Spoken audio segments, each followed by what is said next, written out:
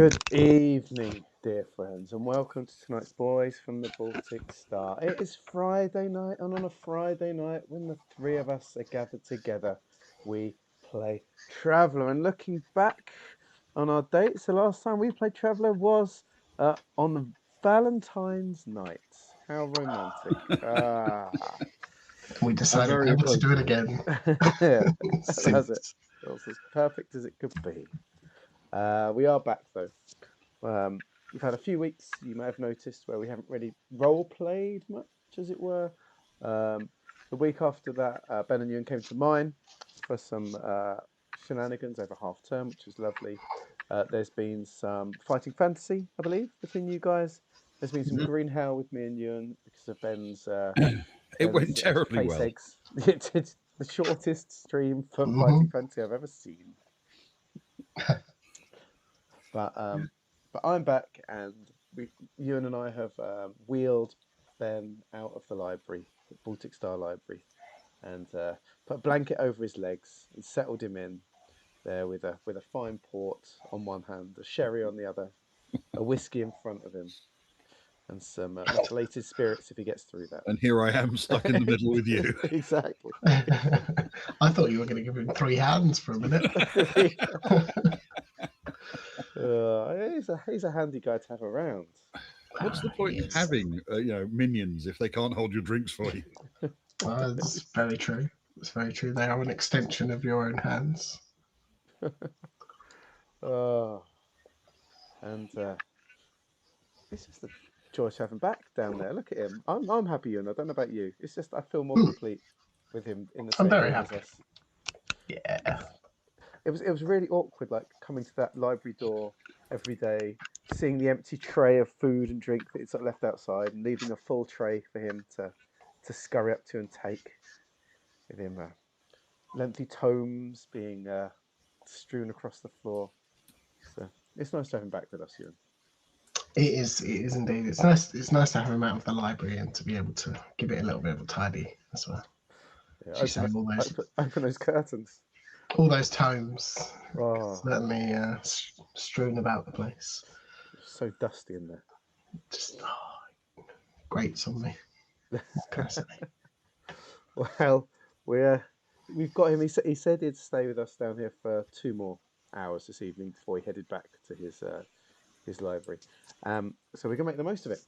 So, dear friends, we'll be here for a couple of hours with a break at some point along the way for our usual toast. We are playing Trevor. If you're watching for the first time, we're pretty chill, laid back. Feel free to chat like Spares and Mark are doing. And if we're not busy, we'll join in with the chat as well. Things you say might spring over into the chat. We're not very slick.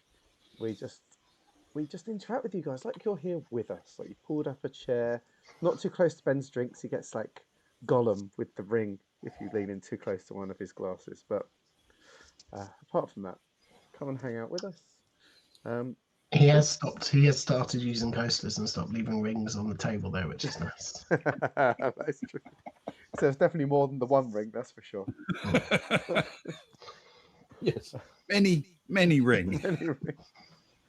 So if you click on the red sun, you can spend some points. Expensive things, they're not that expensive really. All building to the story, so you can give us a boon. You could make us talk about something for a minute. You can name an NPC if you want, and they're in the story forever. They go into the encyclopedia when I update it. Anything that's pinkish plays music, and something will happen. Or you can get Stefan to steal something, one of our characters to hit someone or something. Just have a flick around. There's a special thing for 1 credit. Our Team Yarn, I have to do something with that. Hang on. There's one thing that's there for 1 credit and 1 credit only, which is I'll drink to that. If you agree to something, just raise the old glass for 1 credit, and we'll maybe we'll raise a glass to you and take a slurp of whatever we're on. I'm on the last of my fancy wines. Now I've just got to buy them from the supermarket like a normal person. Oh, my word. You have to ask yourself, is it even worth drinking? I've only got 1 left after that, and that is our special Chateau Neuf de Pape, which I'm saving for when the Villages is unleashed. Mm. So then the 3 of us can enjoy that together. Yeah, that would be nice. But until then, supermarket all the way from now on. So anyway, let's talk about us, I suppose. My name If is we Lee. must. Hello, everyone. I'm in the top right-hand corner. I play two characters this evening. I play Kara. If you look at the graphics, she's on the left. She is an artist. She is a hacker. She's a carouser. She's good with her fists. And she buys and sells most of the ship's commodities. If you go second from the right, that is Soraya. I also play her because we each play two characters. She is previously a scout. She's a bit of an engineering type. Got a massive, great big gun she just bought, and she's just having a whale of a time. Just like me, I'm having a whale of a time because I get to role play with one of my favourite people in the world. He's my brother from another mother, the Floofmeister General, the housewife's favourite. He's the magnificent Ewan. Good evening, Ewan. How are you? Hello, Luke. I'm doing really well, thanks. I'm You doing are? really well. Yeah. I'm glad to be back for some travelling with the three of us. You look like you're doing well. Thanks. I think. You look well rested and full of life. No guns quite like yours, of course, but Wow. I appreciate the compliment. We're not too far off the season now, so the guns can come back. But you do get a graphic, though. I don't get a graphic. You get a graphic. Still a bit, Boy, does he get a graphic. still a bit Christmassy. It's Easter's still a bit coming. Christmassy. Easter's coming, don't worry. We'll make the switch. It's just around the corner. Isn't it just? In fact, to tell you what, why don't you tell us about your character and I'll sort the graphic out. Oh, you're going to make the switch now? Is it officially Easter? Yeah, go on. I was told recently that you can tell a lot about a person by their possessions and such. I'm going to go a little bit different. I'm not going to tell you much about my characters, but I'm going to tell you all the random equipment that they've got holed up in their back pockets or their room on board the Baltic Star. So I play the very human, the somewhat augmented Stefan Miller, who is currently has in his possession not a lot, to be honest. He's got a random tech level 13 anonymous communicator, which I believe he picked up when we were on the run from someone. I remember that. And he has got one portion of truth serum. And also then he's just got copious amounts of credits in his pocket. And that's about it. And I knew it. But we're not counting weapons. He's got a significantly less amount of money ever since he went shopping with Soraya, unfortunately. What a day it was. I remember as if it was his yesterday. friends some money. helped out a shipmate. I also play the very Varga Agnar Arnson, who's got a much more eclectic pockets full of things. I'm also hoping that this helps to remind me that I can use some of these at some point, because otherwise they just get written on the sheet and never used. He's currently got 3+2 medkits, 5+1 medkits. I hope you don't have to use it. A hollow projector backpack, which is quite cool. We haven't used that in a long time. I need to bring that out. A set of Zixa. It doesn't carry that around everywhere, just in case. No, that's on the ship. I think. Okay. I'm not sure if they do travel sets, but you never know. Not at that price. Well, it was expensive. It was expensive. Not at the price of the one that Kara got for him, which I guess makes up for Stefan helping out some of that, if I'm honest. He's got a sphere of solace, which gives some silence around us, which is quite nice. I like to think he uses it every night, just around his head to keep quiet. No snoring for everybody else. A couple of sashes, gracefully gifted to him by his friend Kara, and a pocket full of dried fish. Of course. Make of that what you will. He's doing well. And interestingly, on that note, speaking of another man who always carries a pocket of dried fish, it is the smartest and stinkiest man in any room. He lives his entire life down the London fish markets. And I tell you, mackerel stocks are low. It's getting harder to get good mackerel. I can often be seen being carried around the fish markets on the top of 6 heavily oiled topless fishermen. He is, of course, the Queen of Faversham and the seas. It is Ben. Good evening, Ben. How are you? I'm okay, thank you. Yes, I am all right, and very much looking forward to a little bit of traveller. Ah, um, tell us, if uh, if you were a fish, what fish would you be? Um, Based on my response to the question, I'm going to go with flounder. Can't think of a good answer. At least you live it. It's true.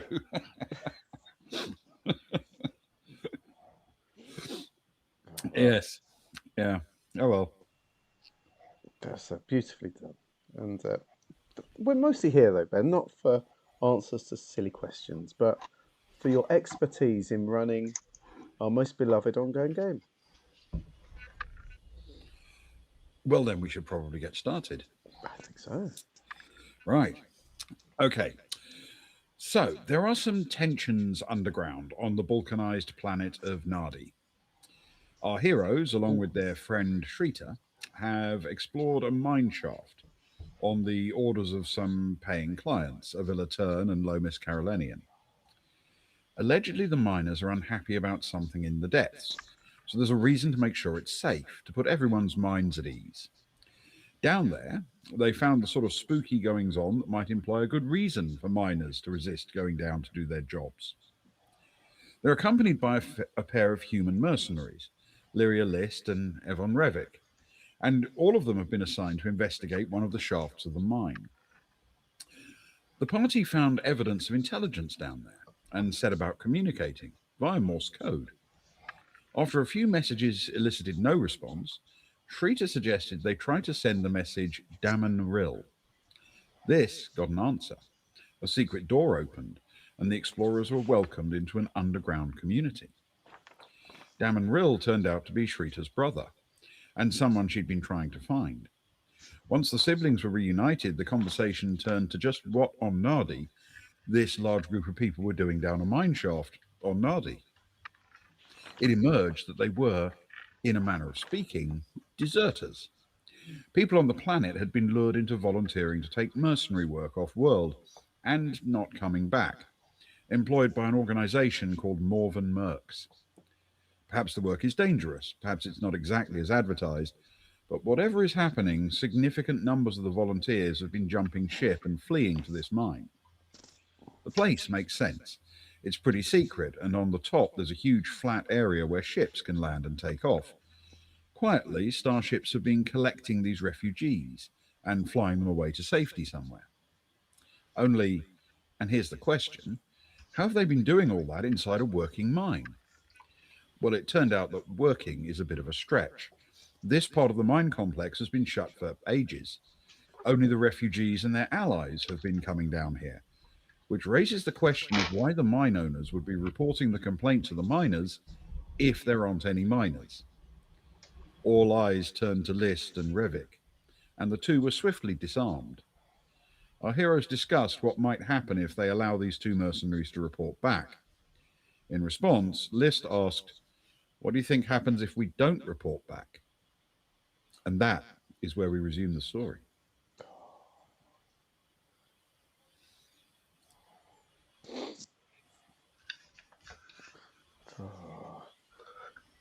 As an aside, Ewan, do you remember that episode where Agnar took his sphere of solitary and tortured someone?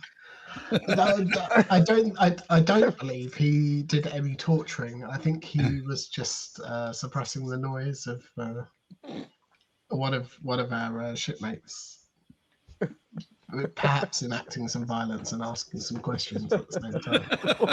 I mean, if you want to call that torture, then I suppose it could be classed as such. So I was just bringing old memories to the front of my mind again, just in case, just Not reshuffling the old suggesting mine anything. cards. No. Do you remember that time when we were being followed on De La Brue and Stefan blew a man's head clean off the shoulders? Do you mean to remember that time that Stefan saved Soraya's life? Yeah. when she was being followed down an alleyway. Yes, Yeah, yes, I he's remember heroic. that was good. That was good. That was good. Do you remember the dead gardener? No. Completely slipped your mind. Gonna be honest, that was about 6 years ago now, wasn't Memory. it? Or in game about 4 months. Yes. Yeah. I'm just bringing these things back to the front of my mind just in case. What, Just in case I need to pull on them. listen, it's difficult to live up to your high standards of role playing morals. I don't think you can compare the two. I think in the general scheme of things, Who's it that poisoned the guy on Austin? that was definitely Agnar. Just getting things in my mind. Just getting things straight. It's okay. Yeah. Okay, cool. Yeah. For sure. Okay. Who was it who played part in the buckyball game? Do you remember that? I do remember. Oh, they were equally as heinous, if you ask me. I think I might have killed that Ummer, to be fair, to defend me. I've done my bit of dastardliness. Yes, I think you may have done actually. That's all right. Who stabbed Lara's Fest? band? Who stabbed Fest? Was you, wasn't it? Oh, but I killed a lot of Lara's band, yeah. Yeah. But then I saved the. I found a job for the survivor. Yes, that's true. Yeah. The one that you deemed Well, insignificant enough to survive. no, she was nice. She was sorry. She was sorry she'd ever got caught up with such wronging. So what you're saying is it's your turn. Sure, why not? Let's do it. Okay, right. I'm glad you've given me permission. No, that's not what that was. Please, Finally. go on. Finally. It took a long time to get there, but we're there. Okay.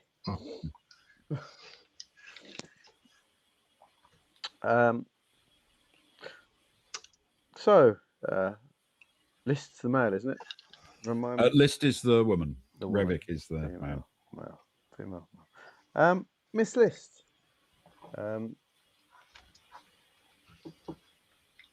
Did you know what you were signing up for today?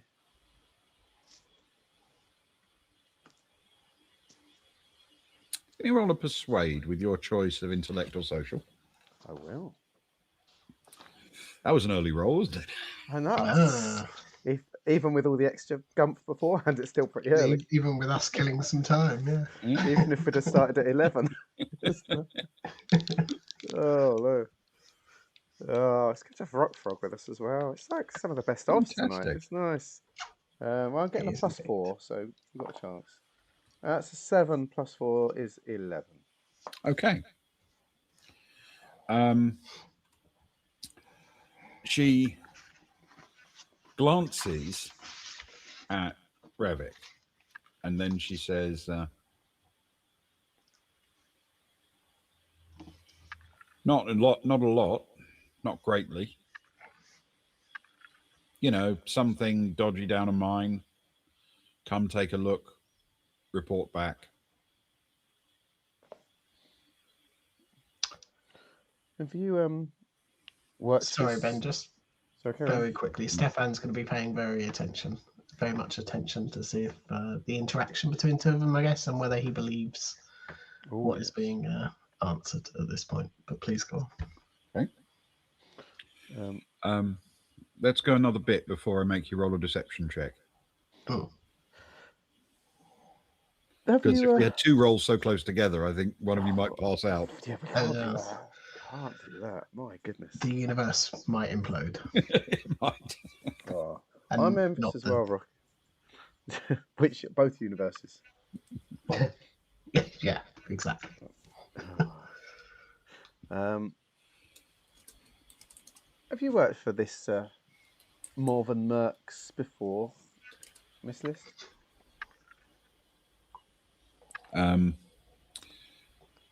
She shrugs and says,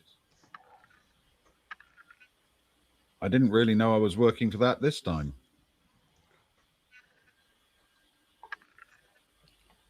And so, I guess, being mercenaries as you are and to get paid, you will indeed need to report back on what you've seen here to follow your contract. That's the instruction.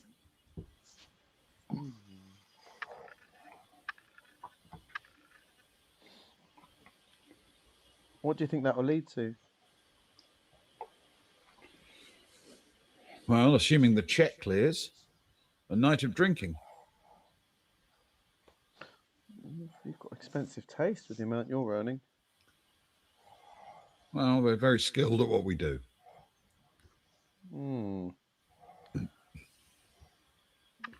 Unusually skilled. Yeah, we just sort of bumble along a little bit, really, don't we, Stefan? Get lucky here and there.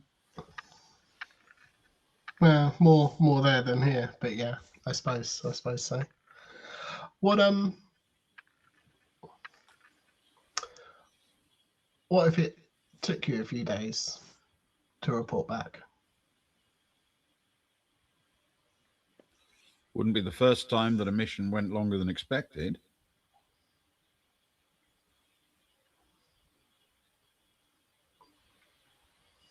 And he'll look over to I guess around at the whole of our group.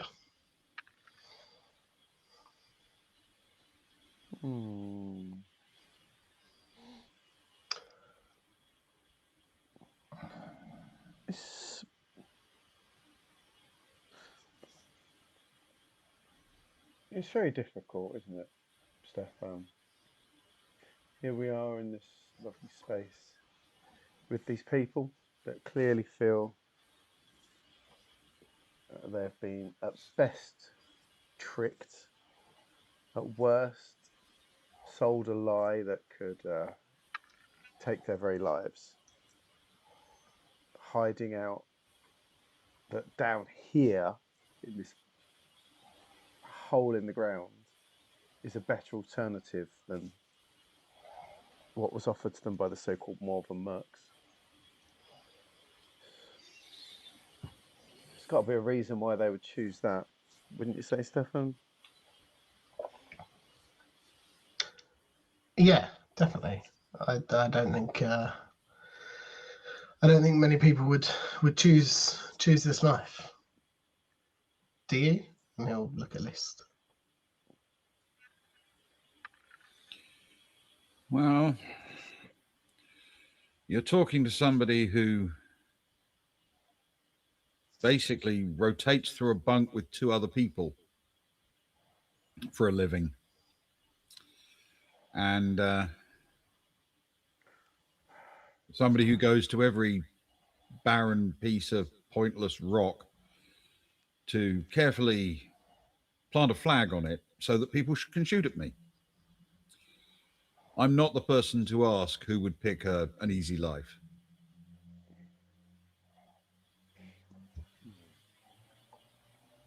How much was it, the two of you told us you were getting paid for this? To come down and report back?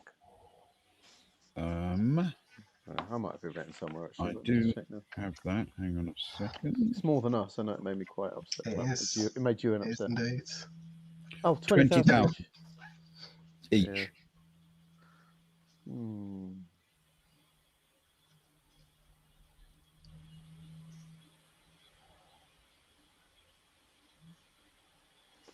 I suppose the two of you follow where the money goes, right? You'll, out to the highest bidder, take what you can, so on and so forth. I'm not sure that's a surprise to anybody. No judgment. No, some people follow cold hard money and sort of that approach to life, and some people follow morals. We're not saying one's better than the other. I'm saying one's better than the other, Stefan. I have a very strong moral imperative to eat and survive long enough to retire. And bear in mind, all of the people we kill, they're probably very bad, I assume. I'm sure that's what you were told, at least. And you can probably trust the people that told you. To be honest, they don't really tell us that usually. They just tell us we'll get paid. Hmm. Not in this situation though, right? And he'll look behind him at the crowd of people living down here. Well, this one sounded like a bit of an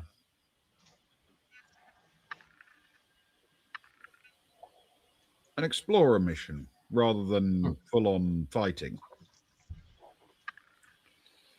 We do those as well, you understand. If there's somewhere where something unbelievably toxic has been dumped by a company and they want to see if it's caused some horror show, they hire a bunch of mercenaries and send them down there, like they do with canaries in coal mines.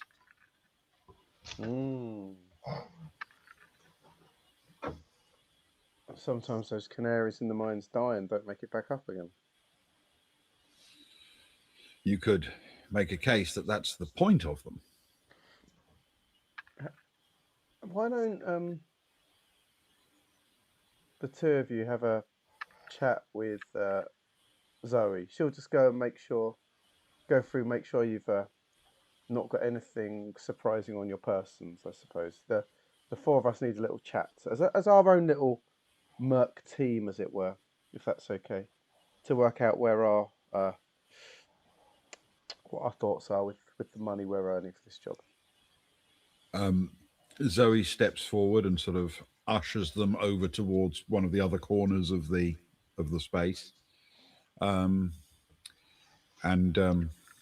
List says, you're not going to find anything. We're kind of Route 1. And Revik says, but feel free to search me, as they sort of stalk off. Stefan will tag along to go and help. Of course he will. I've had my input. It's fine. I trust you. Not.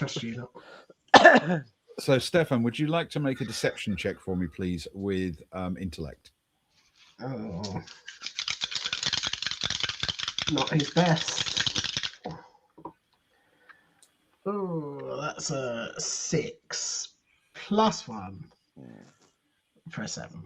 For a mighty 7. Okay. Well, then in that case, I will tell you that as far as you're aware, they were telling the truth. That List seems to come across as a very straightforward mercenary type. Okay. You didn't get any warning signs from her, other than the fact that obviously she's a mercenary and kills people for a living. But that is kind of built in. Yeah. As he wanders over, he'll pull out his device and he'll quickly send a message over to Cara and just be like, "Oh, they seemed pretty genuine." Cara will message and say, if you get a chance, might be worth checking, in inverted commas, that they don't actually have anything secret on them, if you know what I mean. Wink, wink. Birthday cake, aubergine. Yeah. He sends it back. Okay. It's, Ben's rolling to see if they've got any birthday cake or aubergines on them. Right. By all means, start your conversation. And while you're doing it, bear in mind that Zoe will be frisking them fairly thoroughly. Cool. Can Stefan try and take not List, Revik? Revik, yeah. I'll try and he'll be like, "Oh, it's all right. I'll do this. I'll do Revik." Okay. And he'll try and frisk. Okay. Can you do an investigate check for Stefan? Yeah. With Dex, please? Can I throw in that if he finds anything small and interesting, he wants to try and lift it? He wants to do what if he finds something interesting? He wants to try and steal it. Without being detected doing so. Without being detected, he'll start hitting harder with the other hand, and he has to. He has no choice. Thanks to Mark.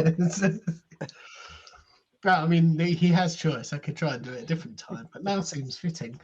Okay. Thanks, Mark. This could go really badly. Nothing big. Anything, palmable sized, I guess. Uh-huh. You want to investigate With Dex, please. with Dex. That's okay. There might not be anything.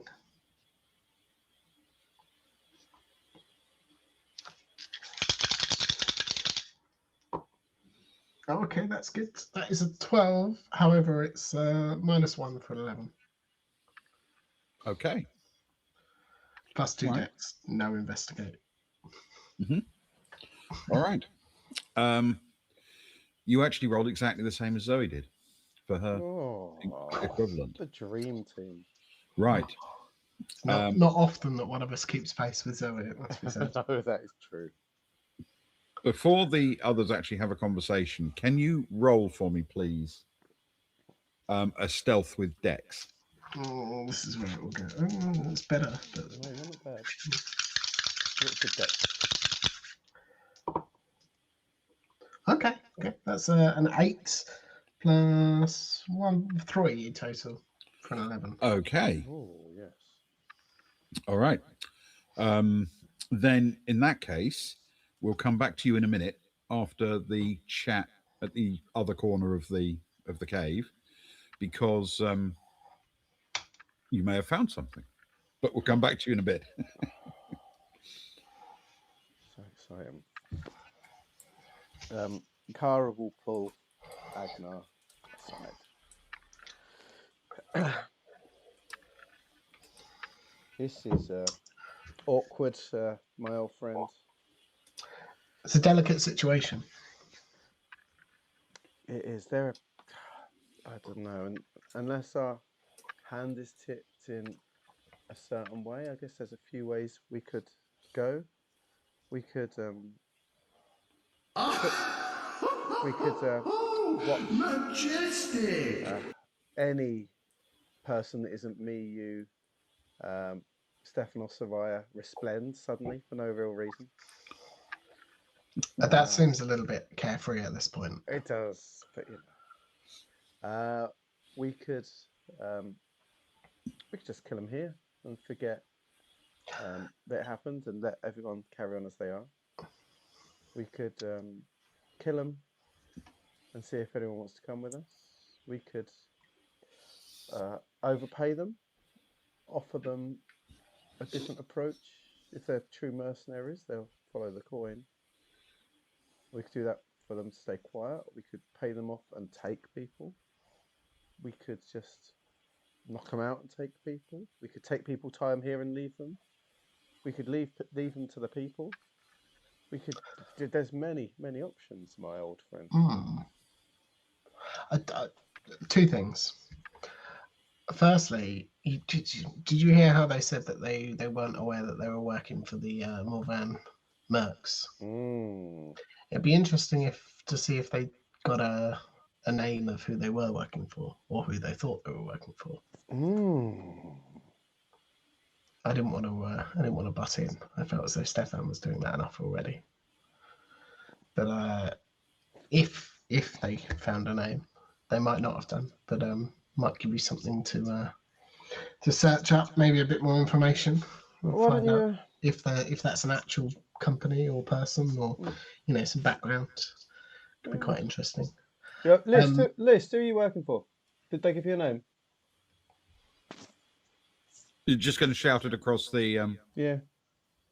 Across the thing. Fair enough. She sort of automatically, without even thinking about it, calls back. Carolinian, he hired us. How are we spelling that? Karaleni.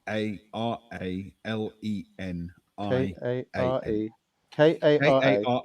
Yeah. Lenin.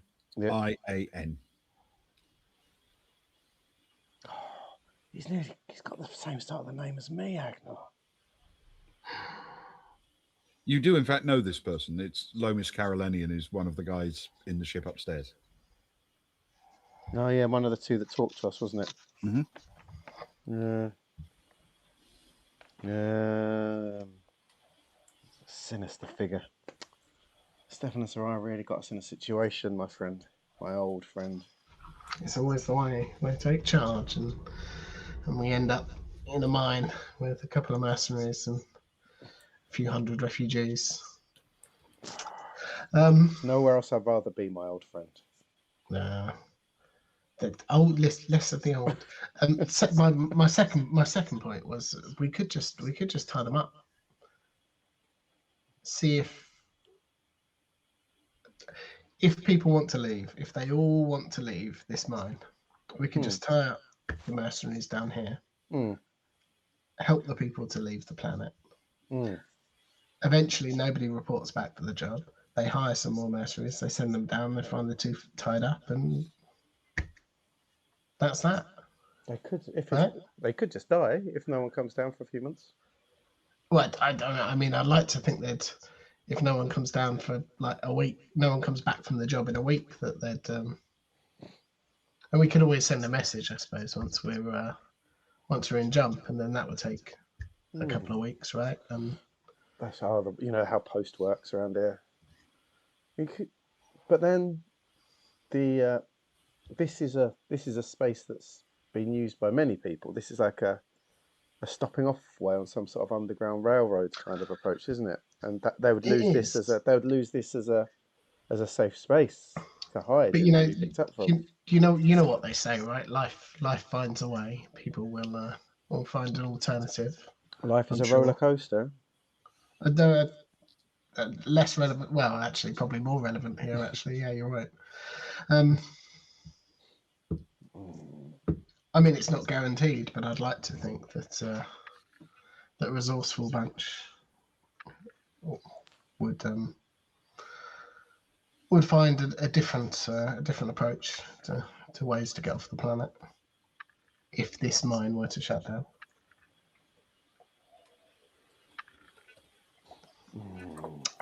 Or we speak to the lot that are down here, find out more about the mercenary group that hired them, what the issues are, and deal with the root problem rather than the situation that we currently find ourselves in. It might be bigger scope than we were counting on. Well, if this mercenary group is sort of kind of illegally moving people around, it might be of interest to Navy, Mummy. Oh, Pramus. There's a name I've not uttered in a season and a half. It's true. It's been a while. It's been a while. I mean, that's likely to take a month flight, though, at least. Yeah, but if we've got the name, they might know. But if we can get some leads onto ships, they might. I'm sure the Imperial Navy probably track down such people, and a few leads. If some of their ships are floating around in system near them, they could pull them over if they had some leads to it.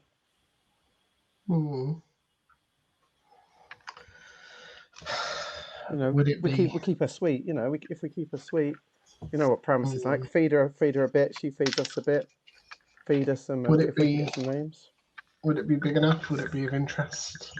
Actually, Ben, would Agnar have any idea what would be of it if this is the sort of scale of thing that would be of interest to intelligence?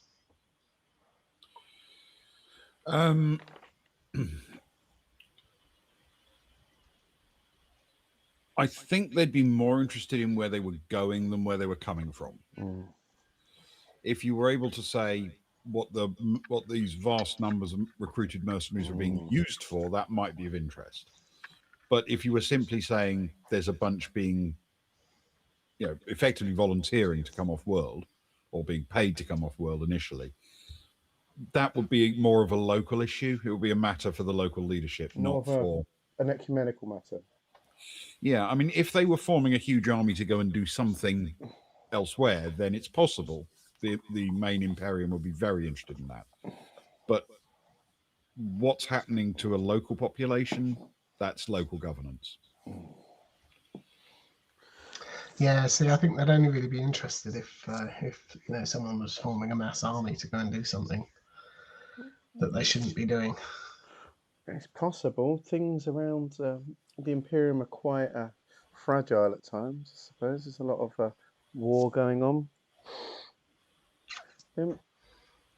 Of course, the thing is, if we did want to sort of move people out, get the Baltic Star down, that Carolanian is still theoretically bobbing around there. It's true it's only a small ship, but we need to give them a reason to head off before we, if that was the approach we wanted, if that's what we were to offer,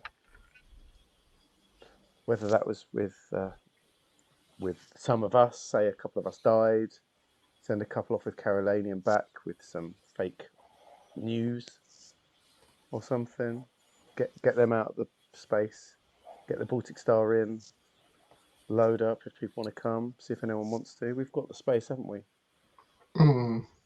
We do, and I'd fully support that if everybody wants to. Or even if half the people want, but it just means we couldn't, sadly, if at that point, List and Revik, we have to make a decision. Yeah, and I like to think that if everybody wanted to leave, and we could get them on board the ship, and then we could, us included, and List and Revik could all complete the contract. And say we didn't find anybody, but we did find this secret compartment down here, and get paid. Why are you poking at Stefan's stomach? The secret compartment. Don't tell me. Not that secret compartment. The hidden door. Like I said, we did find this, but there was no one there, and everybody could get paid, and we could help out these people if they all want to leave. Then maybe that's the deciding factor. Well, that's maybe we need to ask them then. See what the mix is. If anyone wants to stay, we can't sell them out, right? If everyone comes, then look. If you think it's best that this place gets burnt potentially, but everyone's out, then so be it. But if anyone wants to stay, we can't sell them out, can we? I mean, we're agreed on that. Sure. No, I'm agreed on that. I wouldn't say it's best that we ban this place, but I think potentially to save killing 2 people, I'd say it's worth burning, wouldn't you? There's no other options there. My travels with you guys has changed me a little, I suppose. From the you are more murder keen than you were. It must be said. It's just when I come across we come across these things where there are people being wronged and there's people profiting off pain and suffering, and whether it was at Osin, whether it was Dilabru with all the situations there, whether it was on the seamstress with the cult and so on. It was worth it to rescue the girl, wasn't it? From the cult, it was worth it to kill Amma, was it not? That certainly was. But then it's also worth it sometimes to spend a bit of money to make a trouble go away, or tell a lie to make trouble go away. Yeah. Would you compare these mercenaries to Amma? 2 people just trying to do their job? If we can guarantee that they wouldn't report back what they've seen here, or that there were people here, then I wouldn't have a problem. It's how much I trust what they're saying, and they're going to sell out to whoever offers the most money, right? And if they're taken in for a debrief away from us, we can't guarantee what they're going to say, right? they're going to sell out to the person who offers the most money unless Yes. we offer them 60,000 credits to not say anything, give them the money, take the people, leave the planet under the assumption that this place is still operational, and then they go to the mercenary group and they give them the information anyway and get paid twice. That's the most money. Well, in which case, we've just cancelled out the money option, which leaves not many other options. And you've just cancelled that out. Well, it's not me. I'm just telling you how it is. I've known some mercenaries in the past, and that would be very much the first thing in their mind. Well, then, I guess our next discussion is with the people that are here. Would you agree? See what they want to do. Yeah. We've got space on the Baltic Star. Let me just quickly pull up my little plan that I always pull up on the Baltic Star. Have you got the spreadsheet with all the Let me rooms check. and the spaces? And Let's say we can fit 2 to a room if need be. We've got us there. That's 2, 4, 6, 8, 10, 12, 14, 16, 18, 20, 22, 24, 26, 28. We've got, 20 low berths? That's 48. We could sleep some people in the bar for a week. We could probably get 65 people if we top up with a bit of food before we leave as well. If we get some cheap whiskey. We don't want to give them your good stuff, do we? No. So 65 people we could potentially take to the next place across. Your life support systems wouldn't cope with that. How many would it take? Would it just take 1 per room and the low berths? Or 2 per room and low berths? It would I'm going to go with effectively 2 per room. 2, 4, 6, 8, 10, 12, 14, 16, 18, 20, 22, 24, 26, 28. Ignoring the fact that there's one of us in the room, but we'll just 28. Let's say plus 20 low berths. So let's say 50 then, if a couple of us share. Would that be fair then? No more than 50. 2, 4, 6, 8, 10, 12. You might be able to squeeze in 50. What if we left the windows open so loads of fresh air? Oh, well, in that case, 0. Many as we want, right? Oh, okay. Well, you see, the thing is, Agnar, there's more than 50 here.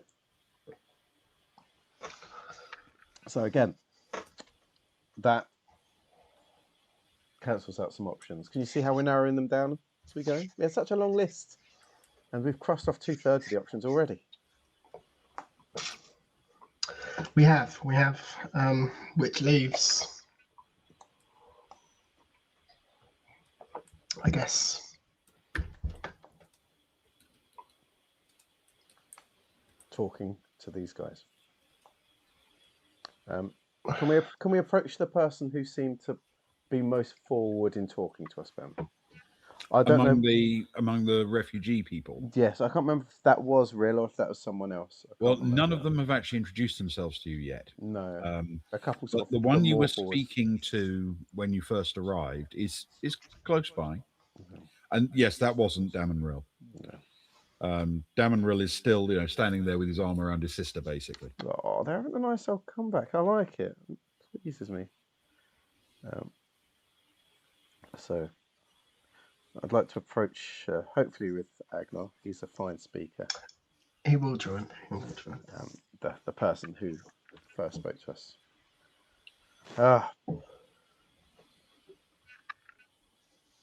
My good man, I hope you see that we're trying to work out ways to ensure that this situation does not end badly for you. That perhaps we've been tricked, perhaps we've been a bit naive, and we're looking to put that right. Well, that's good news. I don't know if you go by a name. I like names and I like to know the spellings for them, but my name is Kara and my friend here is Agnar. It's his. Spell them both out, Kara. Mine's Kara and he's Agnar. He was 50 yesterday. I have a name, of course. If you will forgive me, I'm not going to give it to you. I have family living on planet, and if my identity were to be revealed, it's possible that there might be repercussions for them.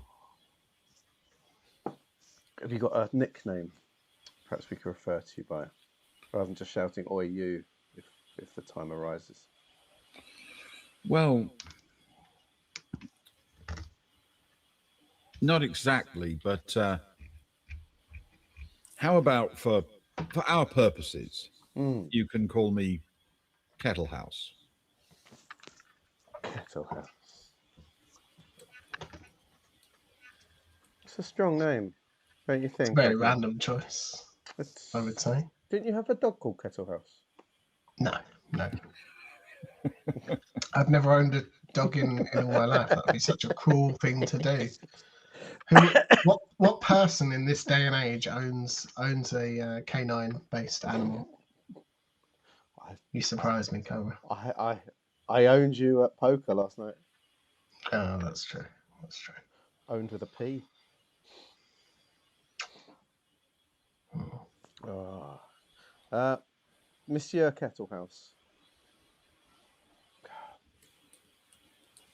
If we run a subsidised liner, and we've worked out through our expertise that we can get a certain number of people on with our life support.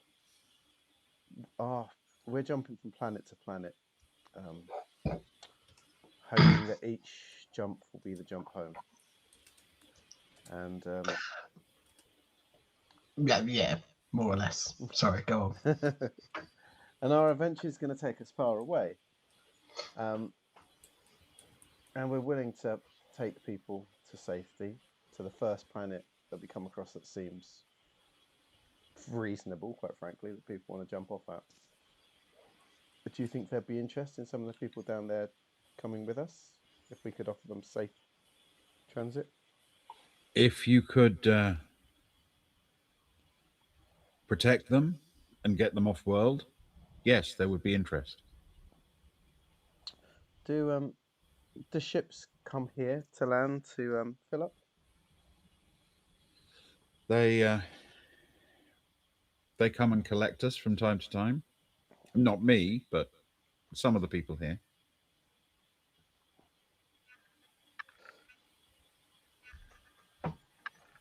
Now, total max numbers would be, how many was it, Agnar, did you reckon? 50, 50. maybe. Your engineering skills go unsurpassed. We could potentially take 50. Of course, we'd need to clear away some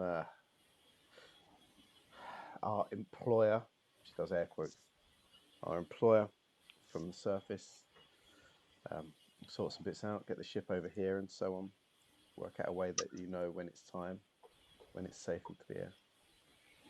But if you had that many people up to that wanted to take a chance with us, we'd be willing to take them. It wouldn't be comfortable. Well, 20 would become popsicles, I believe some people say, for a week or two. I mean, we'd have no shortage of volunteers.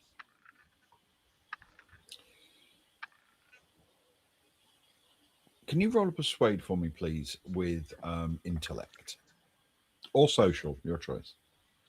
Persuade with intellect. Or social. Oh, that's all my skills. I'll go with intellect.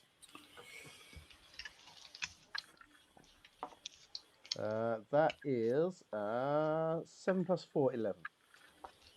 That's the second 7 in a row. Well, on 2d6, that's not surprising, I suppose.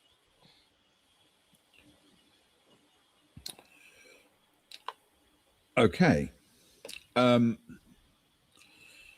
He says,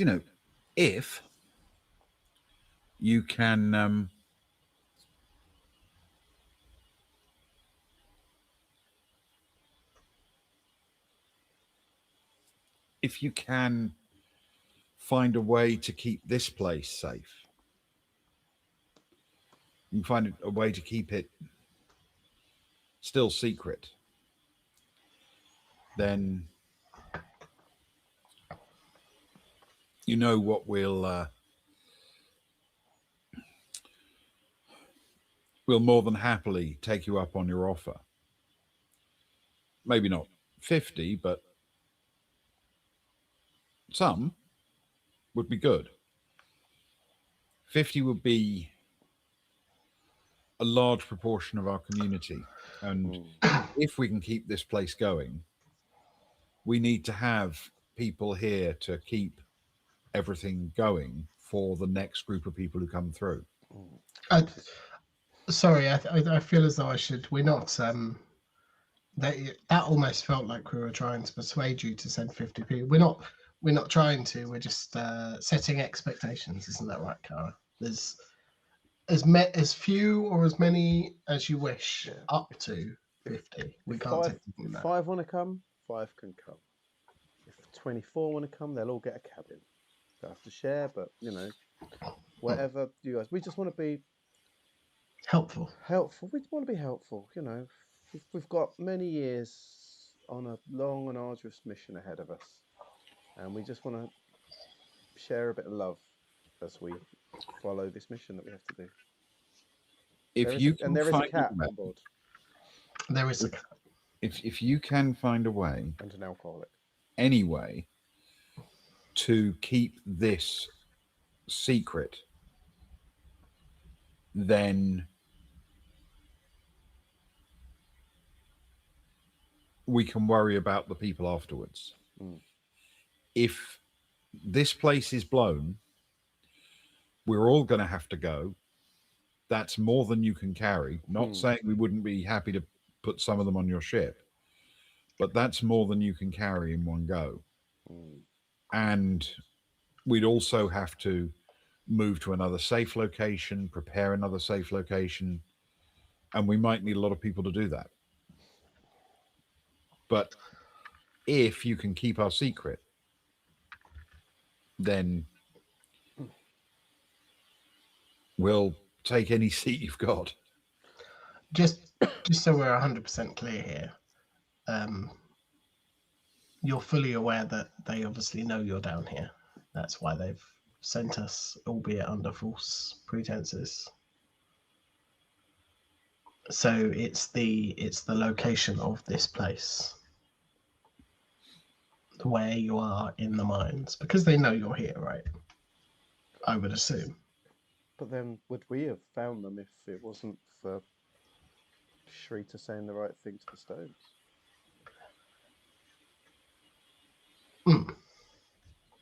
But now that we know where it is, we could certainly find them again, right? As could anybody in a party, I suppose. That brings up another question, Agnar, as you're leading to. Mr. Kettle House, what do you think of our short-term colleagues, List and Revik over here?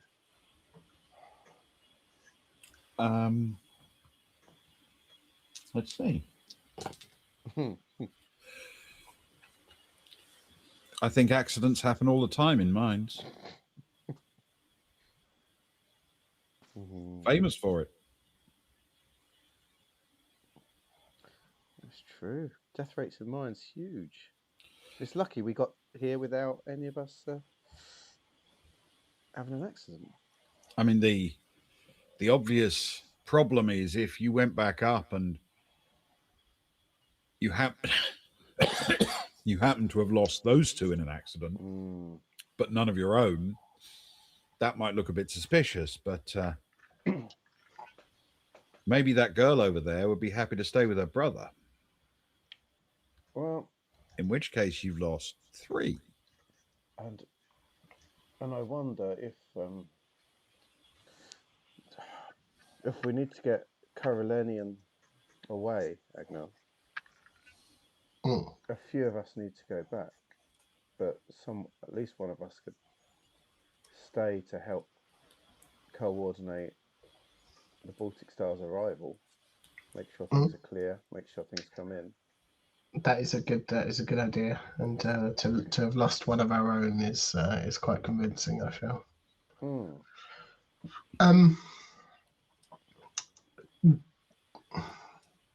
Feel free to not answer this if you're not comfortable doing so. But we came down in a lift in the shaft. Is that how the majority of new arrivals get here?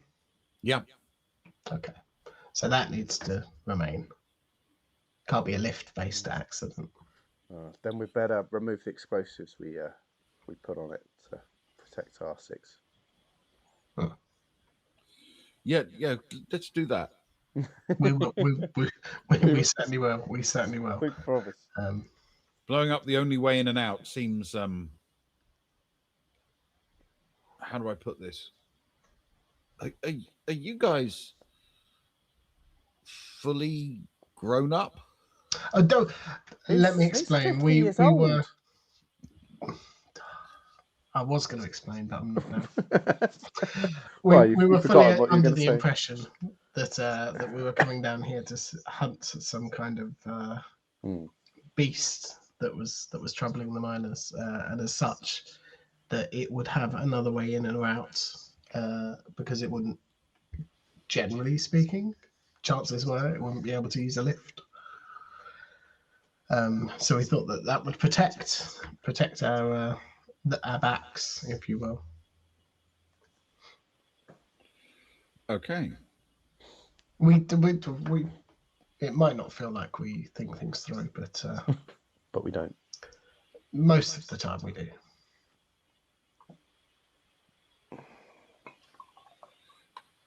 Okay. Well, then, in that case, yeah, by all means, disable it. We certainly will. Well, I say we. Kara certainly will. Oh, which means I probably need to go back to the surface. Yeah, that's true. That's true. So if we are going to try and come up with an idea that some people perished for whatever reason, maybe one of our others that can communicate well with the Baltic Star stays behind. Someone who can help prepare those that come to go, that can be prepared to lead a group of people up and out under the cover of darkness or whatever into the Baltic Star. Someone with good communication and leadership skills, perhaps. I agree. Zoe. Zoe's your answer for everything. So, No, you on the subject of Zoe, Zoe and Stefan have each taken one of the mercs and begun a thorough and experienced search. They know what they're doing, and as it turns out, they both rolled very nicely. Both of the mercs are carrying a weapon. In both cases, it is hidden effectively in the small of the back, vertically, sort of following that groove where the spine is. If you think about the muscles of the back, there's kind of a little dip over the spine, and tucked vertically into that space is a small weapon. They both got the same one. And when it's pulled out, it's pretty obvious that it's a weapon because it's got a grip and it's, well, very sharp. It is a melee weapon. It is a blade. And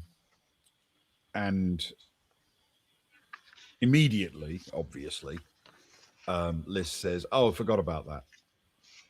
And Revik says, "Yeah, me too."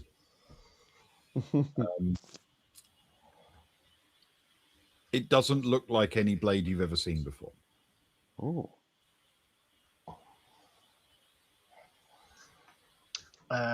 First things first, Stefan will turn to Zoe actually, and he'll say, "Well, it might look as though I knew exactly what I was doing, but oddly enough, this is my first time on this side of the search." You're normally the frisky. Not the frisker. Yes. Yeah, the weapon is well, it looks a bit like a, a long and very sharp marlin spike, about just over 15 centimeters in the blade, and thin but very, very strong and stiff. It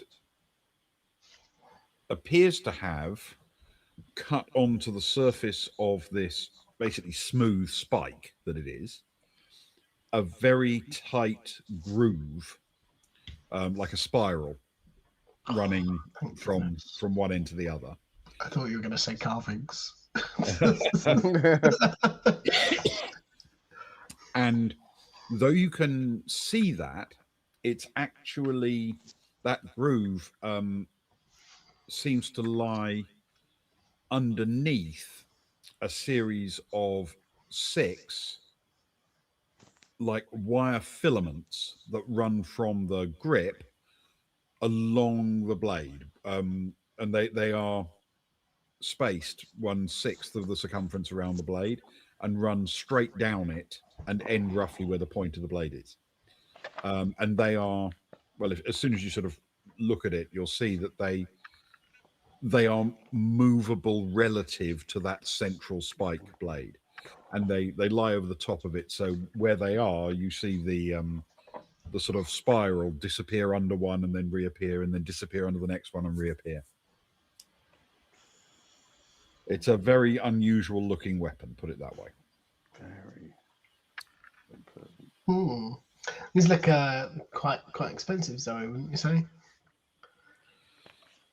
She nods and says, "Anything I haven't seen before, I assume, is very expensive."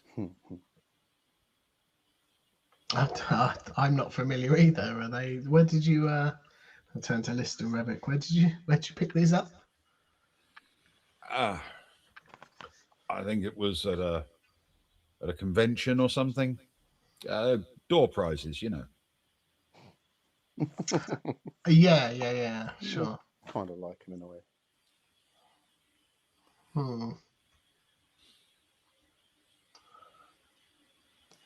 Well, we'll hold on to these for the time being. I'm sure you can appreciate, given the current circumstances. Can you, as you take it away,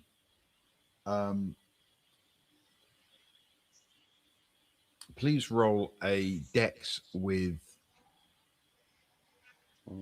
well, yes, dex with your melee, blade skill. Okay, yeah. I thought you were going to go through it like it was going to explode or something. Still might. Oh yeah, that's true. Not out of the woods yet. Okay, that's okay. That's 10 plus 3 total for 13. Okay. All right. Well, that is good. That is good. That's very nice indeed. Yes. Sorry, my dice rolls have been quite good tonight. They have been good. Yeah. 7. Okay. Right. Yes, you both, despite the fact that the weapons are extremely unfamiliar, you both seem to handle them safely and tuck them away somewhere. Anything else you've forgotten about that might come to mind later?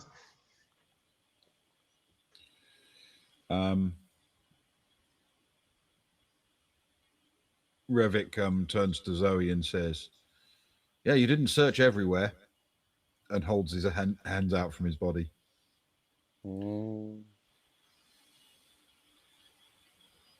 Zoe doesn't seem to respond.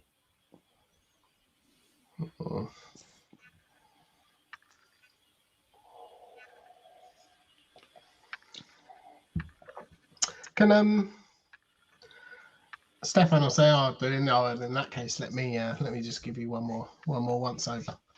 And knowing what Stefan knows about concealable compartments within human beings, Can he give another search and see if there's anything unusual about Yes. physique? About Revik? Hmm. Yeah. Okay. Yes. Why not? Yeah. So do an investigate, please, with Dex.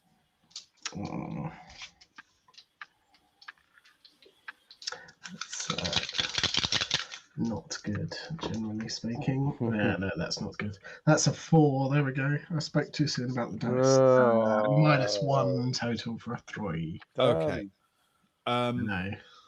It's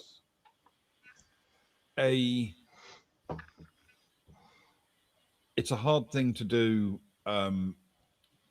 even with your experience of your own personal compartment.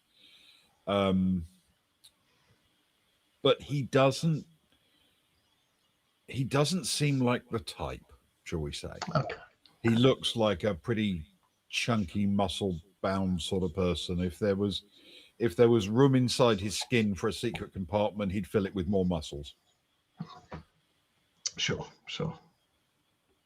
Well, I'm glad I didn't roll so badly that I put something back onto him, which I think at a 4 on the dice is.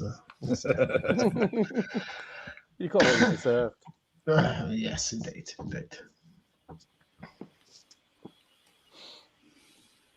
Well, please take a seat whilst my friends discuss what the plan is going forwards. I'm sure it won't take them too long. Okay.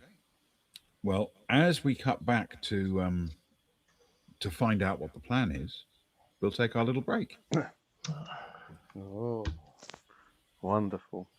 I would say that gives me a few minutes to think up stuff, but I've got to write the toast. So, You can do both. do both. It'll be fine. Do both. You've got a few minutes. Everything's good. Take your time. Right, we'll be back in 5 minutes or so, guys, for probably like a 35-minute burst to the end. I feel good times.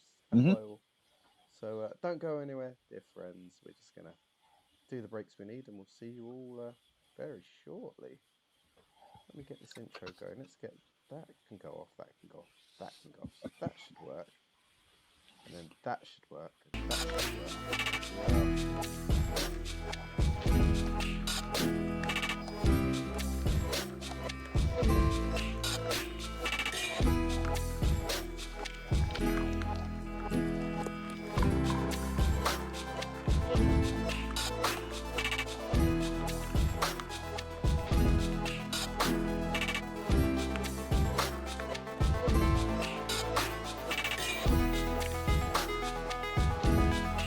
Yeah.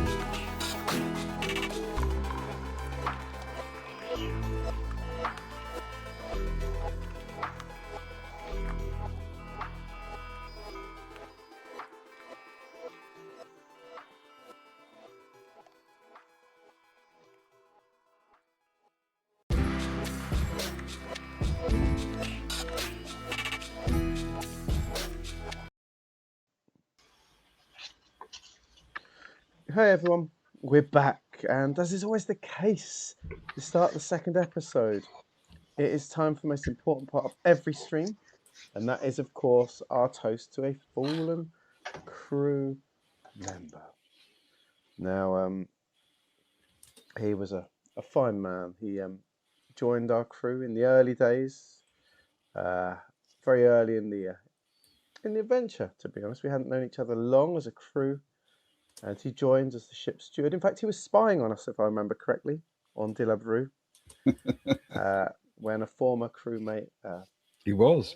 chose charity and decided to invite him on board, where for several happy weeks he filled our stomachs with snacks and drinks and merriment in general.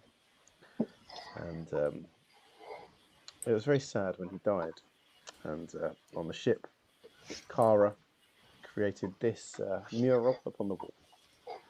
And it's good to sit around it of an evening and reminisce about this fine man. And it's fallen to me recently to toast the man. And I've been going through his old writings. He was I wouldn't say he was an accomplished writer. He was very much an amateur, a hobbyist. But there's some fine written works I think we've been discovering over the last few months. And I'd like to look at another writing of his tonight. It's a poet, I'd say. Yeah, prolific, not accomplished. I'd agree. A lot of them written in crayon. Naturally. Naturally, indeed. He was a humble man, quite frankly. He was not one to. He was one to brag. Ben showed us that over the last year. He bragged a lot. But I found another of his poems. So I'd like to read it tonight to help us remember him before the toast. Shall I compare thee to a summer's drink? Beer gardens are more lovely and more temperate. Off pints do shake the drinker's faith in the pumps, and unpopular kegs hath all too short a date. Sometimes too large the head of the pint climbs, and often is the gold complexion dimmed, and credit cards sometimes declined. We leave our final drinks unfinished. I'd like us all to raise our glass with our gold complexions not undimmed to the late great Greyhill Bast. The late To great. the late great Greyhill Bast.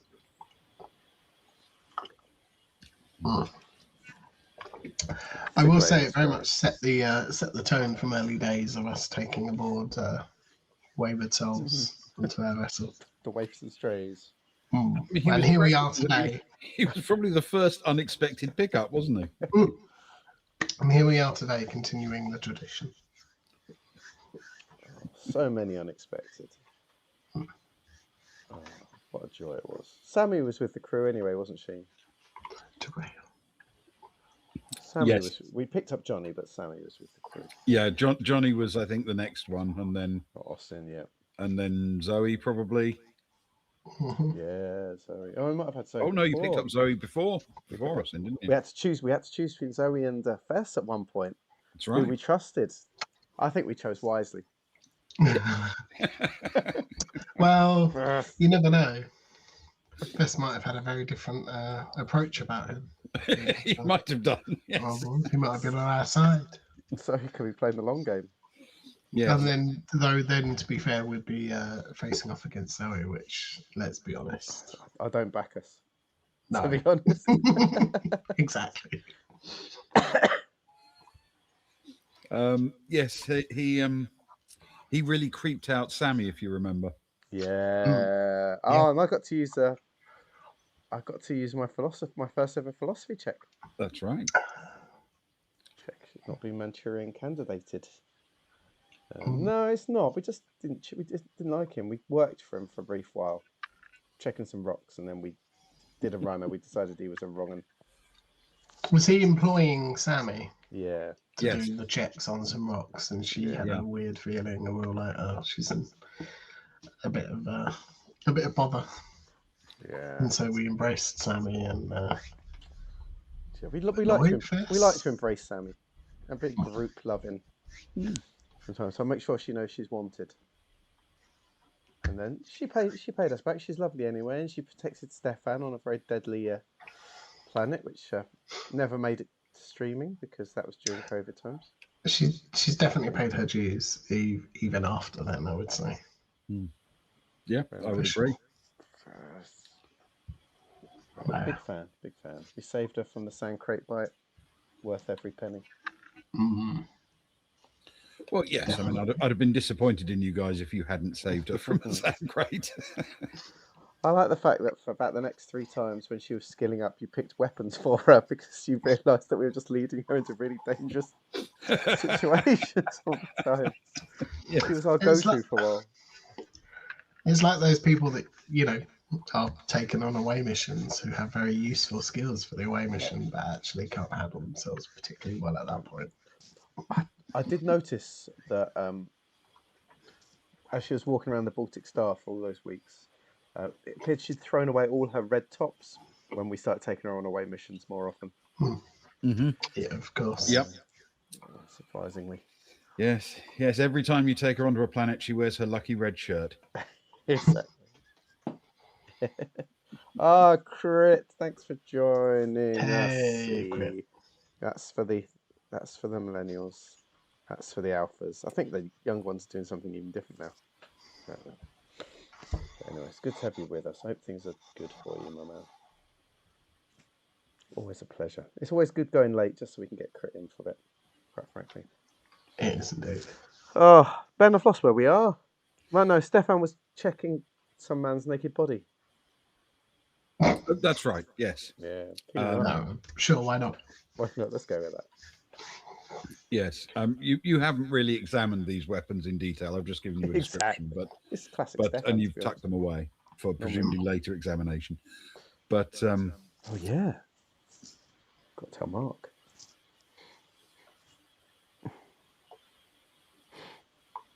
But yes, you had a plan, a conversation, something like that.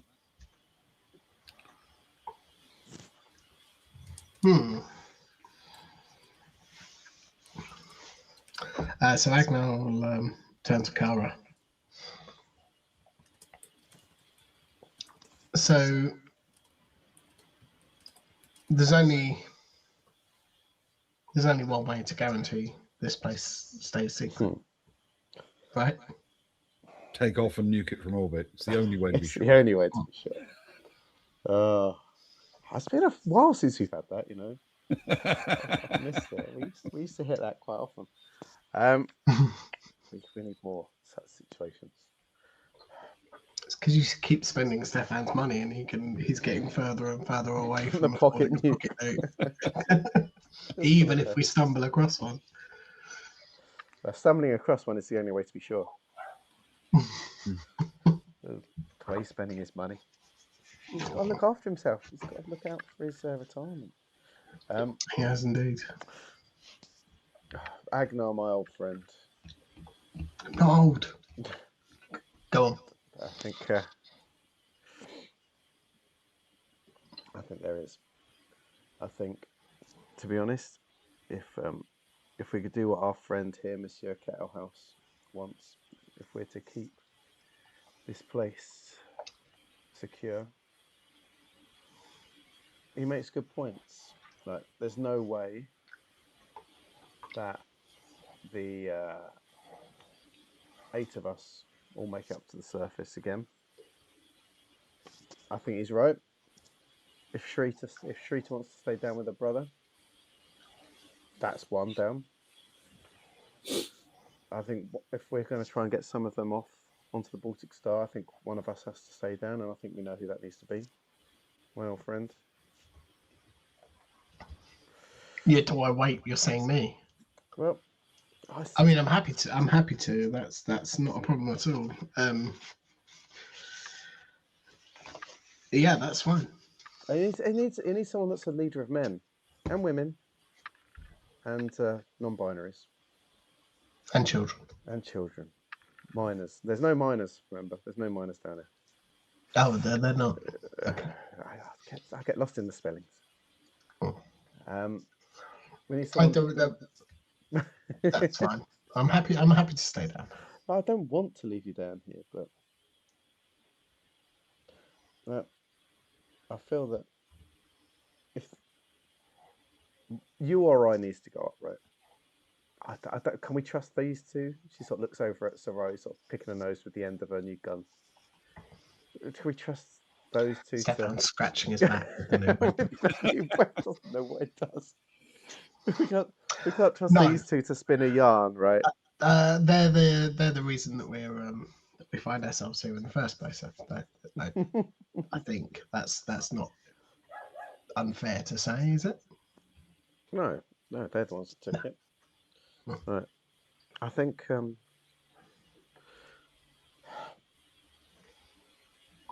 going to need to get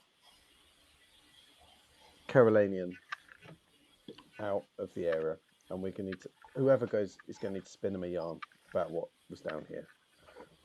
Either, I don't know. I was thinking Rockfall. Were you thinking something potentially? Something. A reason why some people got killed, but I quite like the idea of something toxic or radioactive, dangerous to the body. to keep them away for a period of time. Both implies that that there is nobody else living down here, certainly alive, and that they shouldn't go down in the future. Or at least it keeps them away for a bit. Yeah. But I'm open. I think there's a lot of things to consider, and it's never as simple as we plan it to be. No, it never is. I'm very much open to suggestions. But I think if 4 of the 8 make it back, Sharita gets time with her brother. Either she can, if he wants to stay or go. It's up to them, of course, isn't it? It's up to them what they do, you know. And one of us stays, I think. And then Stefan, Soraya, Zoe, the other one of us head back. Yeah. Get to the Baltic Star. You head back. I'll stay. I'm happy with that. You sure? Yeah, you are sure. But it does strike me, you saying making it back. Were we told that they'd sent previous people down here and that they didn't make it back? Oh, cool. Have your notes just come into play? I don't write anything down. It's all up here. That's Adnan saying that, not me. I do write things down. Definitely in no order, and they're scattered all over a page. that could have been from Austin. It could be. I'm not good with places. You know that. I think that's. You know what? I think that's really possible. I'm sure they'd said that they'd sent some other people down here.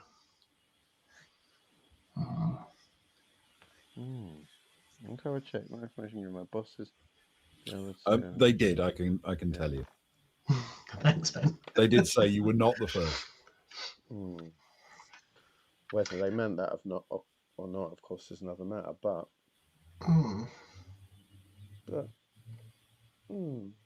hey, Monsieur Kettle House. Have there been others that come down looking? Yeah, a few. Are you good at hiding or good at slitting throats in the dark?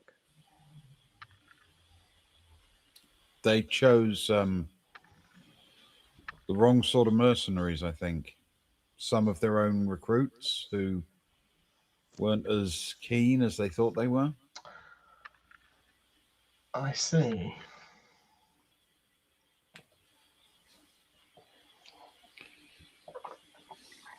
Do you know what would be really confusing is if none of us returned and a couple of them returned, spouting some gibberish that didn't really make any sense.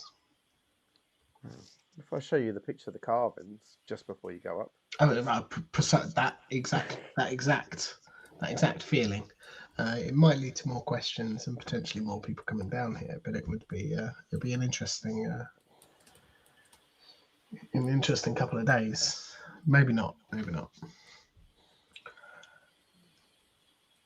Okay, well that's that rounded off, I suppose. Right, Cara? Cara looks over to see if she can catch Zoe's eye, I guess, if Zoe's ever looking in our direction.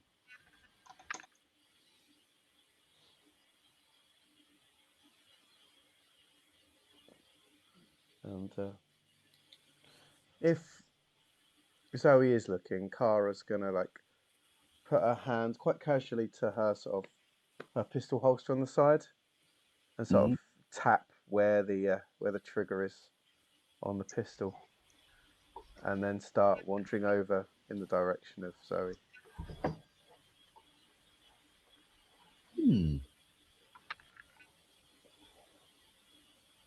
Okay.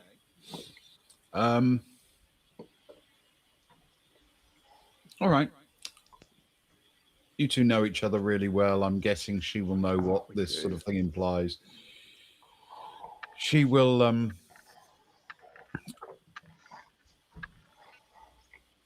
not particularly harshly, but she will tell the two mercs to face the wall so they're not watching what's going on in the cave. You're going to say something like, I'm not having you lip reading, and point them towards the wall, and then she'll take a pace or so back from them and put a hand on her weapon. If they're not looking, Cara will draw her laser pistol and point it at the back of the head of the one that Zoe's not next to. That would be Brevik, is the one that Cara is closest to. And obviously Zoe will raise her weapon and point at the back of of List. Cara will pull the trigger. Okay. Can you make a gun combat laser check with your dex, please? Yes, please. And you can have a boon for this. Thank you. Is the boom because he's about to shoot an unarmed person in the head? I'm just curious. The mechanics of the game intrigue me. The over is going to be higher as well because it's an easier target. Yeah. It's like shooting fish in a barrel. Except they've got more sentience and feeling. Well, than fish. I'm sorry. I'm only. Never. You gave me a heart. I've given you. I felt it was time that I give you something to come back up with. Yeah. 12. That's a 12. The difficulty I'm giving for this one, because it's pretty routine, even though you're walking over and you're not that experienced, is 6. So that's +6, please, to the damage for your laser pistol. Cool.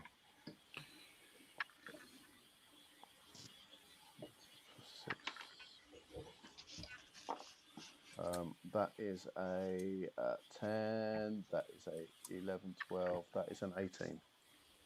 So an 18. Yeah. Okay. So he rolled an 11. She's good as well. Yeah. So that's 13, 16 plus 10 over her weapon. Oh my goodness. And the weapon is one of these. 4d damage. 8. Oh my goodness. 13. Yeah. Okay. We're well into the 20s, put it that way. Oh to an unarmored head. Yeah, Zoe's Gauss carbine obviously makes quite a loud sort of pop sound when it goes. The laser pistol is there's a slight hum, but it's pretty silent. And both of them are killed immediately.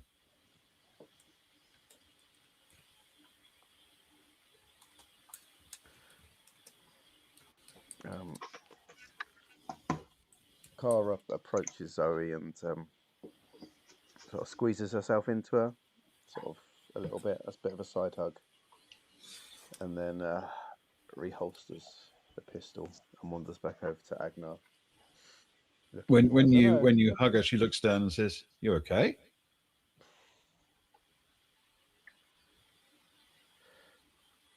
I've never done it like that before. But Agnar and I were talking, and it was the only way to be sure. It's certainly sure. Thank you for being you, Zoe. It's all right. Comes naturally to me.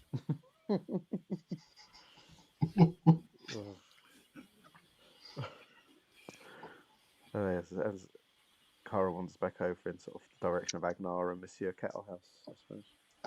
Stefan will just pat a hand on her shoulder as she walks past him. And give it a little squeeze.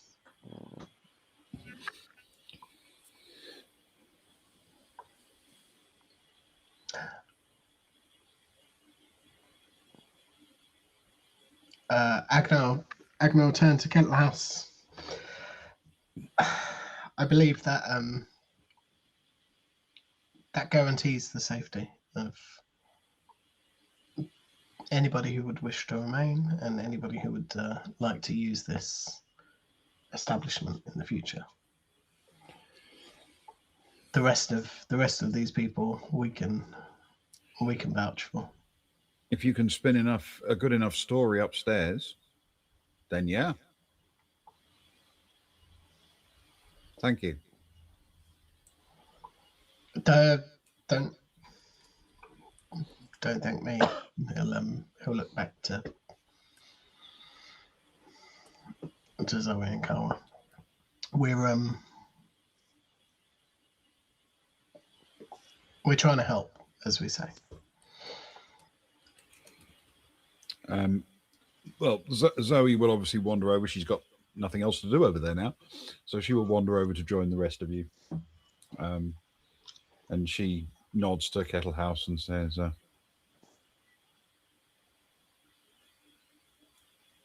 "Sorry about the bodies. We can't take them back with us because they don't look like they died of natural causes." And he says, "We grow crops here. Always need some fertilizer."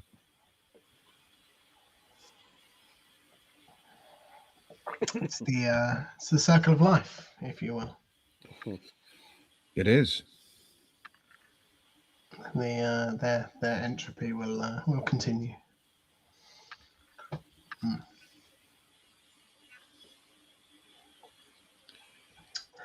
As for the story upstairs, Zoe, I think the plan is that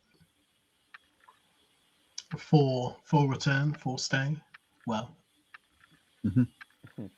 yeah, for stay. And there was some form of off-putting accident or environment or situation down here, which Sure. Yeah, something nasty happened and half of us didn't make it back. Indeed. I believe that Shrita is, she hasn't agreed yet, but I think the general plan is that she'll stay with her brother. One of either Kara or myself will stay to help anybody who wants to leave liaise with the Baltic Star. Okay. In due course, and then the rest of you return. I'm not sure how you how you feel about that, but that's what we've got on the cards at the minute. Well, I think as long as we've got the one with us who can disarm the EMP, I think we're good to go. Yes, indeed. To be honest, I'm not. I don't think I'm quite as adept as Kara, but I can reasonably handle myself around explosives. But Kara, do you want to leave? You're all claws and paws. And fur. And fur. And sashes from time to time. Lots of sashes. Your choice. I'll go. I'd like to get back Okay. to the Baltic Star, quite frankly. Okay. So Agnar and Shrita will stay behind for the plan to go ahead. And without further ado, Kettle House and a couple of the others, pull the door open. Shrita comes running over and says, because she doesn't know if she's going to see you again, obviously, she says, thank you and for everything. And good luck. Kara will turn to Agnar and give him a little squidge around the waist and a little playful punch on the arm. Oh, don't squidge my belly. As soon as you, A bit softer than it was when you were in your 40s. he'll make some eye contact and he'll say, well, as soon as you reach your 50s, and it all goes to pot. Oh, it's so far away from me. You wouldn't believe how far that is. Look, just keep your comms on, yeah. Stay in touch. Always. And she hands him. Varga eyes are useless, aren't they? They're not great in the dark. They're fine if it's not dark. Kara will reach into. You're gonna hand him some Varga eyes.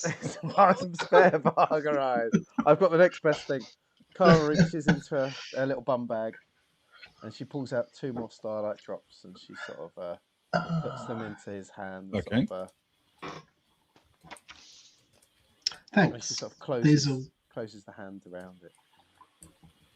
These will come in very handy. Just in case it takes a little bit longer than we're hoping, yeah? And you need to get through. Don't take too long. Stay in touch with the Baltic Star, yeah? Use the old, use the secret channel. I'm sure they'll be excited to hear from you. And we'll be in touch about when we've cleared them out and we sort of got back and make sure that there's no one sort of spying on the Baltic Star landing, yeah? I'll let you know how many to expect. We'll make up the beds. Give me We'll get the nice pillows. Give me as much warning as you can, just so I can, I'll start asking now. But if I can give them, like a 10-hour, you've got 10 hours to decide if you're on the fence. That's probably useful. If I can give them a time frame. Yeah, I mean, bear in mind the Baltic Star hasn't finished repairs yet. Yeah. So there's no immediate critical time. Yeah. Cool. Okay. Well, might be. See you in a few days, I suppose. Get the Baltic Star fixed up. I'm sure it's going to be beautiful because of the plans you laid out. Yeah. Yeah. And he'll look at Dead in the eye, and he'll just, thanks, Carl. I'll see you soon. See you soon, man. You stay frosty. And I don't mean your fur tips. Nah, salt and pepper. I told you, salt and pepper. It's not frosty. And the 4 of you, including Zoe, step back through the sort of secret door into the mine tunnel, and the door is carefully closed behind you. And that's where we'll call it for tonight. Oh, Mm. wow. That was very good. Thanks, Ben. You're Very very welcome. intense at the end. Thanks, mate. Yeah. But That's all right. Well, you guys don't do an enormous amount of violence, but that's very at, true. at least when you do, you actually, need to, or you mean it. It's not just randomly, let's shoot some things. It's never throwaway. I took it with a lot of weight, to be honest, because Cara would take it with a lot of weight, and she wouldn't ask if she come up with a decision. She wouldn't ask it of someone else. Yeah. She knew people would, but it's unfair. So I would agree. If you're not willing to do it yourself, you shouldn't ask it of others.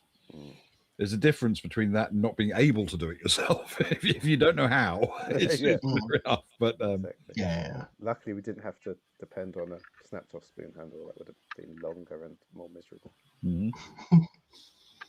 yeah, Yes, it's very true. There is a Rose's cat to brighten our mood. Hopefully, Excellent. There's no killings in this, is there? Quick, Ben, change the script. well, oddly enough. Okay. Meanwhile, on the Baltic Star, Johnny Cress was having problems with the cat. Rose's kitten, Caboodle, had been left with him to keep her away from the maintenance work that was ongoing on the ship. So far, so good. Only the little animal wasn't as enthralled with Johnny as he'd hoped. Caboodle was jumping down and making a bid for the main companionway over and over again. While Johnny was capable of picking her up and putting her back on his lap or the table, the cat was loudly protesting each time her escape was thwarted, and Johnny didn't like the feeling that he was interrupting the animal's life. It felt like he was being unreasonable. After all, the cat just wanted something other than him to keep her occupied. He tried food, of course, but Caboodle was comically obvious in ignoring it, lifting her head away from the dish and stalking off, her entire frame rigid. He tried to get her interested in his Hollow, a badly made and frankly badly intentioned rewriting of history. She got bored with it quickly, and additionally, he was too distracted by the cat to properly enjoy it himself. He placed Caboodle on his lap and he stroked her, reasoning that cats liked that. The kitten tolerated it for a minute or two, but then began squirming, and as he put a hand on her to keep her pinned, she calmly and slowly extended some tiny claws into his finger. A thought crossed his mind. That didn't happen often. He picked up the cat and walked over to where Rick Verlo was watching sport. The sport in question was a local team game called Rat. Verlo had heard of Rat for the first time a few days ago, but he was a devoted fan of sport, so naturally he was already an expert. Not an expert at the actual rules, of course, but an expert in how the reactions of the large crowd implied things were good or bad. The table had a hollow projector, of course, and it was representing the field of play as if it occupied the whole surface, like a miniature version of the game played in real time. Two teams, one in green, one in black, Morven and Dacinti. Johnny dropped Caboodle onto the table in the hope she might develop an interest in the finer points of the tactics. His instincts, if simplistic, were correct. Caboodle was on a table that she shared with 32 tiny moving figures. They ran around, throwing a ball between them in dizzying patterns and with constantly changing formations. The players were good, representing the top level competition of Rat. And each player was usually making his throws blissfully ignorant of the kitten pouncing on them, or at least their virtual selves, on a virtual surface kilometres from the actual pitch. Morven made a play, their number 7 making a fine pass to their number 11, who managed to offload it to the number 16 just before the tackle came in.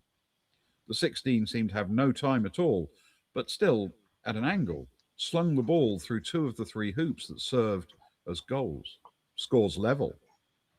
The kitten pounced on each tackle as it happened. One of the Dacinti players, maybe something from the confusing midfield, his number obscured by a bounding ball of fur, did something hidden between 2 vast kitten paws. It wasn't clear what, but he lost the ball, and a second later he ran off the pitch. No whistle had blown, no foul recorded, but for some reason he just left the field. Not substituted, just gone. Johnny didn't understand the rules of rat, so he just watched the kitten. Caboodle, it seems, understood the rules far better. A tiny holographic prey animal had disappeared off the side of the projected match. The kitten, ignoring the other holographic players who ran back and forth through her, crouched and waited to pounce on the missing figure as soon as it returned. She lowered her head.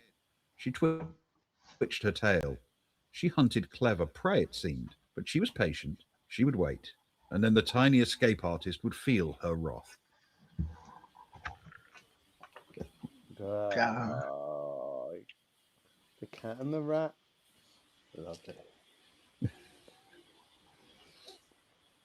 It was an unfamiliar but distinctive knife. You're right, Sparrow. Hidden up their backs. Was that what Stefan found? Nothing else? No more mysterious bits? Yes, indeed.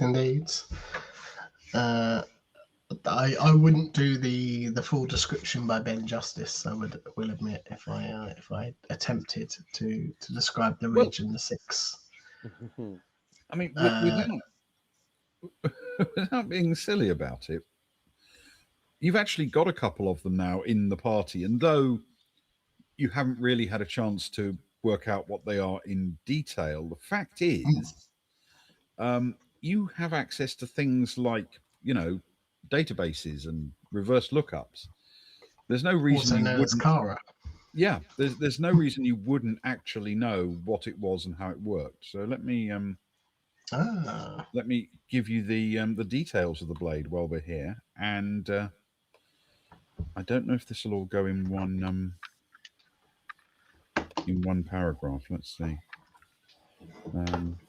because it's a fairly long paragraph. Oh, that's always quite exciting. Okay, won't do that. So we will go as far as diameter. If I post that, and then I'll do the rest of it from diameter on. There we go. Right.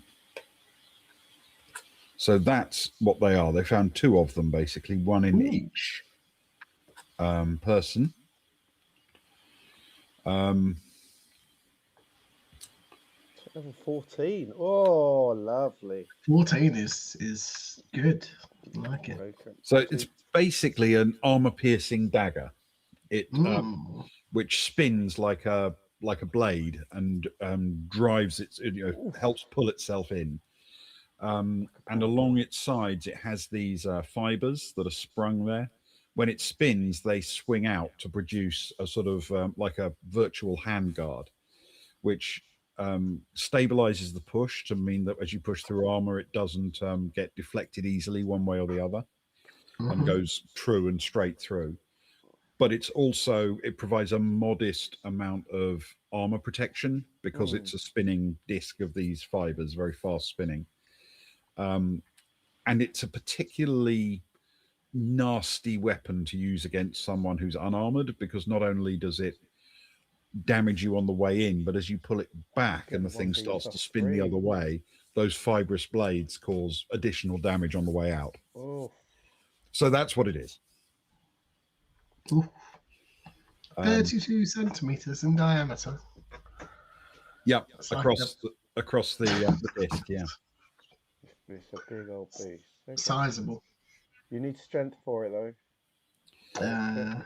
Well, strength gives you a bonus to the or a negative potentially to the armor piercing function. Yeah, not one for Kara or Ragnar, that's for sure. Certainly not one for Ragnar. Definitely not an Ragnar one. Anyway, that's what it is. That's what they found.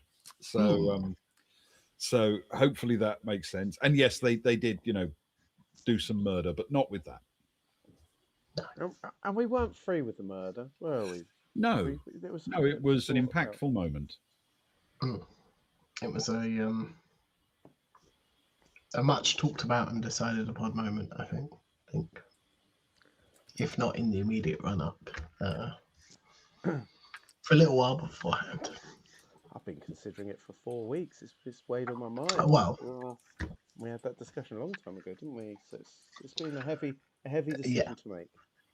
Hmm. Oh, Yeah, we never like to do it for no reason, especially with people that we've spoken to and engaged with and feel okay, and are just attacking us for no very lucky. reason whatsoever. Very lucky It's a being different involved, situation. Exactly. But yes, So here endeth tonight's traveller, I suppose. Theoretically, we're back tomorrow. Yes. Don't know what we're doing tomorrow. I don't know what we're doing tomorrow. I'm looking at my shelf now to see if I could work out what we are doing tomorrow. Any plans? Any ideas? Any non-theoretical ideas? Potentially. Well, if we're all three about, Yes.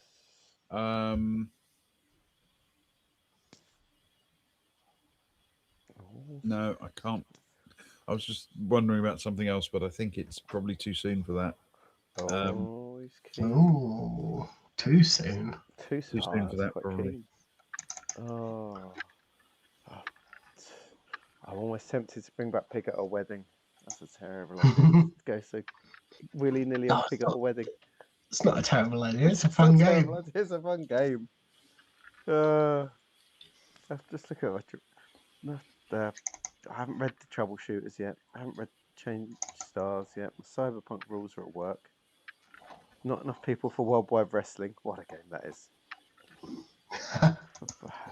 Set up for the Night Witches. Orbital Blues is off the table at the minute. How's Green Hill going? Thank you, Mike. It's going well. We're thriving. Question mark. We do need to finish Save Dave. How's Save Dave looking? Oh, Ewan's gone now. I don't know if Ewan needs more than a day to sort Save Dave, to be honest. But you're 100% right, because that's something that'll slide by. And I wasn't in the last one, was I? I'm guessing it's too short notice for Save Dave, Ewan. I'm gonna say yes. Yeah. Okay. Just because I don't want to make a decision at this point in the evening and be wrong. Why not put it on your mind? I feel put it on best your mind to err on the side of caution, but I certainly will keep it. But that does suggest that Sparrow's keen for something. Oh, keen is definitely a good thing. We want to harness keen. Keen is a good thing. I'll tell you what. Let's not drag the stream on. Let's say Sparrow's going to join us tomorrow because they've suggested something that they're part of. So clearly, Sparrow's that's right with Sparrow. No. They suggested something that they're in. So it's going to happen. So Sparrow's going to join us tomorrow for something. Pig at a Wedding. I could do Pig at a Wedding. Should we do Pig at a Wedding? Yeah, why not? That's nice. That's nice and simple and straightforward and fun. You up for that, Sparrow, tomorrow night? I've come up with a new cast and a new. I'll try and get a new map or something. A new couple. A new couple. Surely is the first thing you need. We start with true love and we go from there. Yeah, indeed. Pig at a Wedding is all scenery. Just noise. So for those that haven't watched our role Pig at a Wedding, it's a game. It's supposed to be a one-shot, so we play it in at least 2, and it's about our heroes are people that come to a wedding and the bride or groom have wronged them in some way. So they're hatching a plot to release a pig at the wedding to ruin the wedding. And it comes in this book, which is the ultimate micro RPG book. And all the role-play games in that are like 2 pages max. And so they're really quick and easy. They're really chill. And we had a lot of fun being ridiculous with it. So we will do... Yes. We will have a wedding tomorrow. So we were deeply silly with a huge marquee full of people. It was tremendous. Oh, it was such a picture. It's such a cinematic ending as well. It is very It was Fiasco, really Mark, to good. be honest. Yeah, it's very similar to Mm. that. Yeah, It's sure. there's not a lot of what you might call rules in the strictest sense. It's just turn up and have some fun. Less mechanics, equally as much ridiculousness as Yeah. Fiasco can lead to, I would say. The rules are literally that page there and that half there, and that's it. So it's perfect. So it's not going to take much Excellent. for me to I'm remind myself. excited. I'm excited now.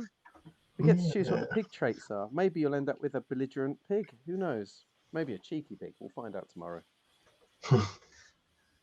Who knows? There I are, look there are forward. many Primary types. mechanic is There are Spud. many Yes. types of pig. Both belligerent or cheeky. Yeah. All of the types of pig. That's very well Exactly. put. Exactly, Spez. We work well with spite. It's our We overriding. do. Exactly, Mark. Everyone loves it. Right, so we're gonna go. We'll do that tomorrow night. But until then, good night, everyone. Let's wheel Ben back into his library with his nightcap, and you and I can go to the old piano, Ewan, and have a final sing song. Oh, what should we do tonight? I don't Fancy some know. ragtime?